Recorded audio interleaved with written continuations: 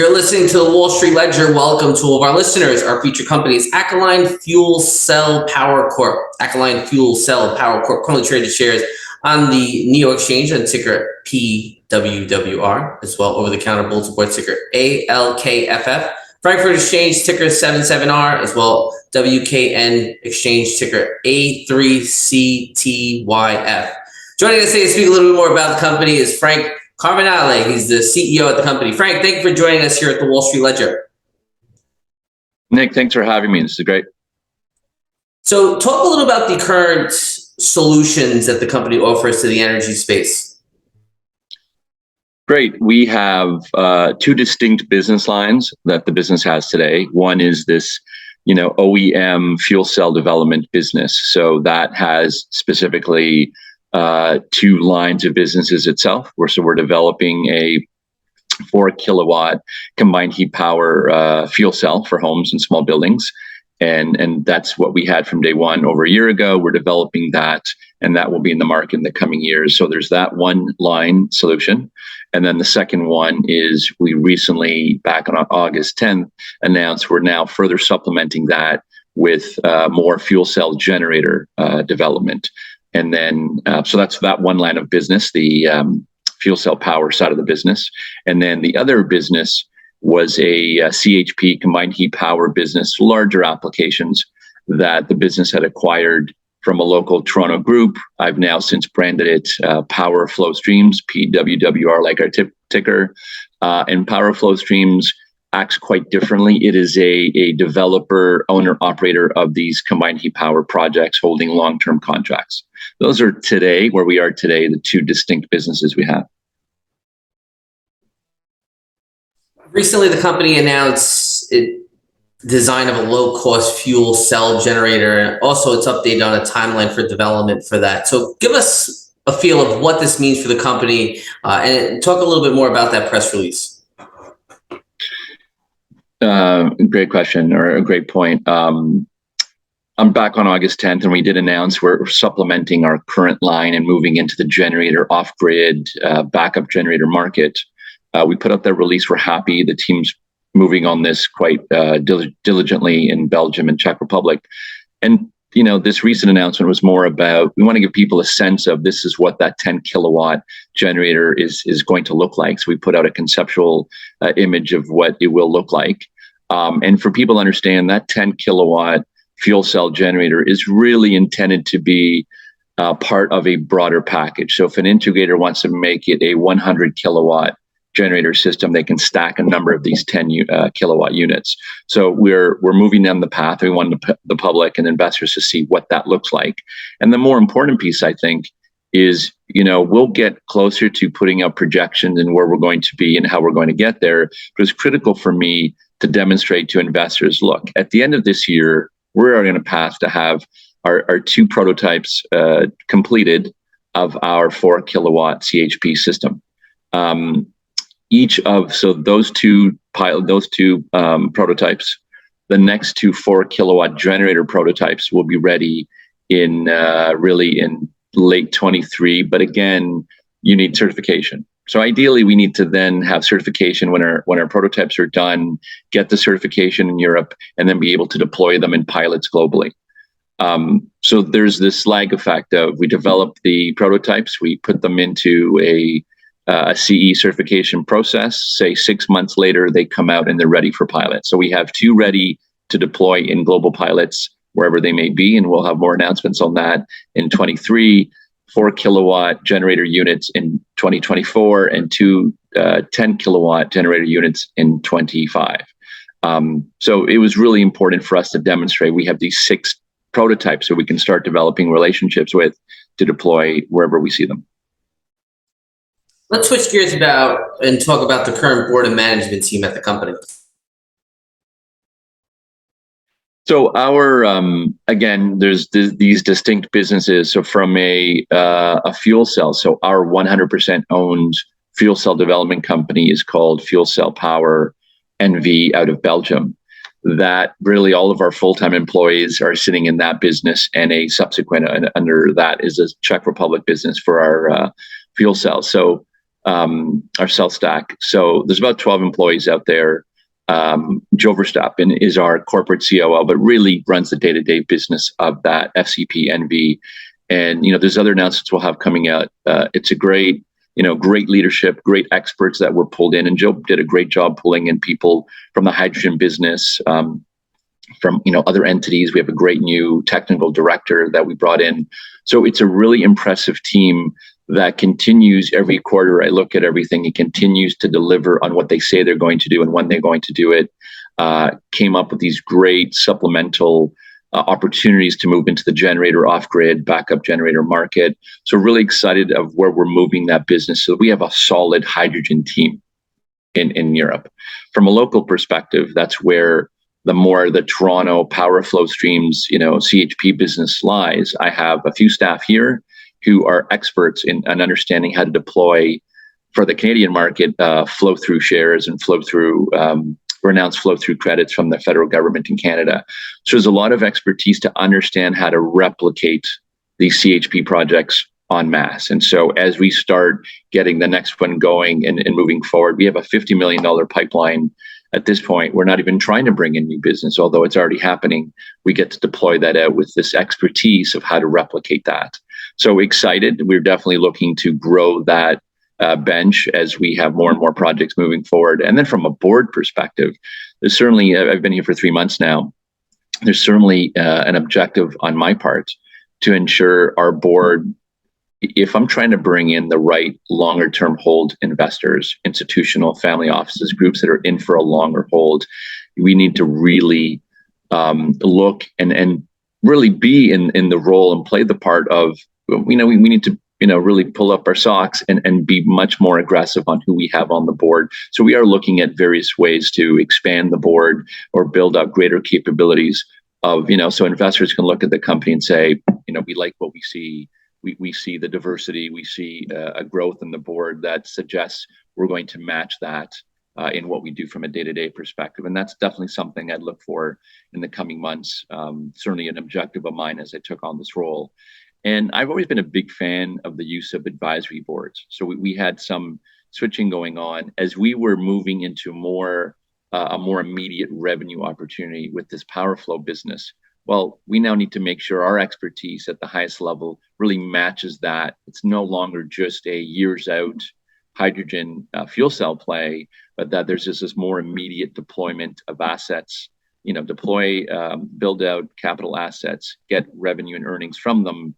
And where else do you get that expertise? So just over a month ago, brought in a former chief executive officer of Hydro One. Hydro One is, the largest electric utility in Ontario, Canada, at 23 billion assets roughly deployed. And so I brought in this former CEO, Carmen Marcello, as one of our advisors, and I intend to keep building the advisory board, again, diversity, look at who we need, what we need to really offset any perceived weaknesses of how we're going to be able to scale the businesses we're in. And so that little pivot to ensure that our new advisor matches the new business line we're in, I think we've achieved that. And we plan to put more, really add more people, more skill sets, more industry, leaders into those roles. And that's something to look for in the coming months as well. Well experienced balance of that board at hand. Let's switch gears also and talk about where would you like to see the company positioned in the next 2 to 3 years? Yeah, great question. So obviously, we haven't put out any strategic document that's narrowing down exactly where we're going to be, what we're going to do. So I'm going to say this from my perspective of certainly from an objective, what I'd like to see and have, and without necessarily having board approval or so nothing is written in stone. Look, you're not publicly traded because you want to stay small. I think that's just a fact. So clearly there's an objective to grow the deployment of our asset base. We need to get more assets deployed. We need to grow that side of the business, whether it's in CHP or other assets. And that becomes, in my opinion, the way you diversify the investor looks at us and diversifies the ability to, buy shares and understand it's de-risked by having this alternate asset class growing and building up additional revenue and earnings on that side of the house. So that's something I intend to continue to grow out. And if we look at even the $50 million pipeline we have, clearly in say 3 years, more than half of that should be deployed by then, even based on what we've put out publicly. So now we have well over 20 plus million, well over that in sort of deployed capital, earning what that's earning going forward. So that goes a long way to really, helping us get to a cash flow positive position in the overall business. So clearly there's an appetite to grow that alternate asset class side of the house. Absolutely. On the other side, in the fuel cell business out in Europe, by then, well, I've already mentioned it publicly, we're talking about having units, all of our prototypes are being deployed by then. And when they're deployed in pilots, don't mean you need to see them play out for a significant period of time before people are looking to acquire them and move forward. So we do have some plans to make more public about where we think we'll be in that fuel cell side. But clearly by then, we're already generating some revenue and we're well down the path of advanced manufacturing capabilities. So we're certainly down the path of turning that into the hockey stick it should be from a clean tech perspective in a very hydrogen-rich economy everyone's expecting. So those are just the two pieces already and where we expect to be. But that's not where we're going to stop. And clearly, and I've laid this out in our outlook for the second half of this year already, I absolutely plan to have other acquisition targets, other acquisitions that are, if not immediately synergistic with these two parts of the business, they certainly will serve the purpose of adding additional revenue and earnings to really just to the AFCP to make sure we're helping get to earnings positive quicker than the path we're on today. And I think in the range of what those look like, yes, they can be synergistic. They can be part of CHP, turnkey operations. They can be part of the fuel cell, but they have to be primarily, I'm looking at what are earnings positive today, and that they have to be accretive immediately. So we are looking at that. And I've always been a big fan of, if we look at where we're going from an industry perspective, even to sell our fuel cells down the road, you start to look at, well, how do you really bring them to market? How do you de-risk taking them to market? And I think there'll be a lot of interesting opportunities to help achieve that. And then the final piece really is, it's the data play. If you're looking out and we're bringing power to the people and power to the masses, one way you're going to be able to help them go forward as even just buyers and consumers and prosumers is really making sure that, who has access to that data on a customer side. So there's an interesting look at how we can maybe use data and the aggregation of data is our broader play to really strengthen our diversified investment platform to help achieve that. So it's not just get a sale and gone the next day. It's really how do we continue to grow and thrive in this alternate asset class while bringing in the OEM side of our units. And so an alternate asset class isn't bad for long-term investors who want that type of dividend stream, in the long run when we get there, but to then match that with using our own product lines to deploy and having an ability to deploy through, people and platforms that don't take a lot of margin out of the equation. It just means there's more for our investors to reap in the form of hopefully much improved stock price. That's a mouthful, Nick, but there's a lot that we're working on. And it sounds like there is. And honestly, I love the data piece and building out. You don't hear that much in the current space of companies looking to then capitalize on that data flow. So that's Nick, I mean, just to jump in, I think I know a lot of investors watching this have obviously gone into other investments, other industries like, say, cannabis. And when cannabis was really taking off from a Canadian perspective, what was intriguing is, and I see this maybe happening on the hydrogen side, you have a lot of people jumping into a hydrogen platform as they all did in a cannabis play. But if you don't think out forward and think, what is your differentiator? What is the way that you're going to be better than everyone else doing the same thing?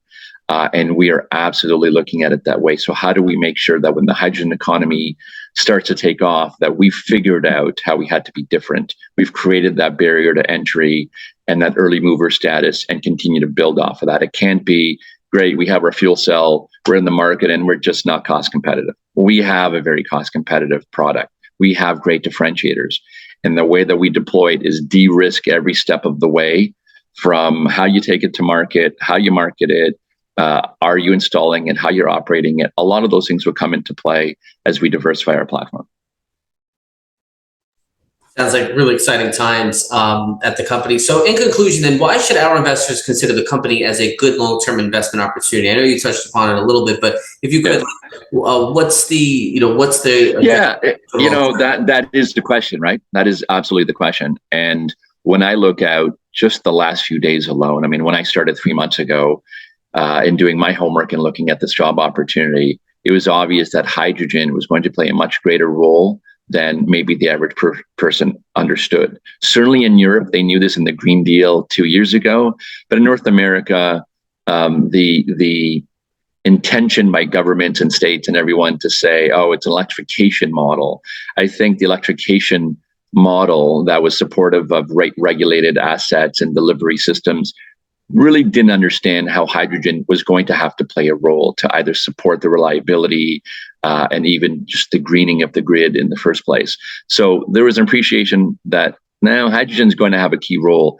And just the last few days alone, the Inflation Reduction Act alone, I think will be such a massive, to me, what that's going to do to the hydrogen market and reducing the price of green hydrogen, driving the productivity gains in electrolyzers and reducing their prices, and ultimately speeding up how hydrogen gets to market. That will do to hydrogen not so dissimilar to what China did in dumping solar cells globally and reducing the price of solar cells and installing a solar system years ago. They just dumped solar cells overnight and took maybe $5+ Canadian installation per watt in solar down to under $1 in no time. And I think that is a similar impact of the IRA will have. And then, the other part, and this is an interesting scenario too, is not just the United States driving the reduction of or the advancement of hydrogen in a very quick way, which will all benefit from that. And I think we're on that. We're certainly in the game. There's definitely going to be a reaction from Europe. Europe's going to step up and say, well, we need to up our game now to continue to be ahead of that and create technology, deploy it. So I think this hasn't played out yet. It's going to continue to develop. So this is all to say, every long-term investor is looking at what's my future play in hydrogen? What's my future play to get to a carbon zero or net zero economy? We're absolutely a play in that. Someone should be looking at this and saying, yep, we need to be in, I'm sure they'll need to be in electrolyzers and other components from a fuel cell perspective, where the average consumer, average building is going to have a fuel cell down the road. We are a significant player for someone to consider in that market. So the thing we have to do right now is to say, well, what makes an investor jump in now? What makes an institutional investor take us seriously today and not 3-5 years from now? And part of that is to show, well, an investment today for a future ready technology, I get that. But if we're de-risking that investment, so every day we're moving closer to delivering real value so that the bottom can't fall out of your viewed risky investment in a hydrogen technology, we're going to deliver to make sure that you can be comfortable sooner than later to jump on board on this company and this stock. So that's a big part of my strategy, is to really help longer term investors appreciate the value in this and get in earlier than later. No one wants to be late to the game in hydrogen. I'm sure a lot of people missed out in EV and other infrastructure. Hydrogen will be quite significant. So, it's when they jump in. They will jump in. It's when they jump in. And I think we can make them jump in sooner by de-risking this investment platform for them. And that's, I think, the real value. And as I said earlier, if we're de-risking it and really finding ways to have great differentiators versus our competitors, that's the one thing we can do, that why you should invest in us. But the bigger one is why now? And I think we're there, and we're certainly getting there for people who are still waiting. Timing is everything with investing, as you know, right? Yeah. So, but Frank, thank you for taking the time out to speak with us here at the Wall Street Ledger. We do wish you and the company future success. Nick, thank you so much. I appreciate the opportunity. Our featured guest has been Frank Carnevale. He's the CEO at Alkaline Fuel Cell Power.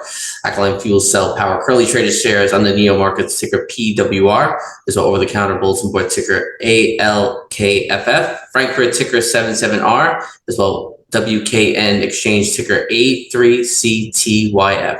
Thank you for joining us here.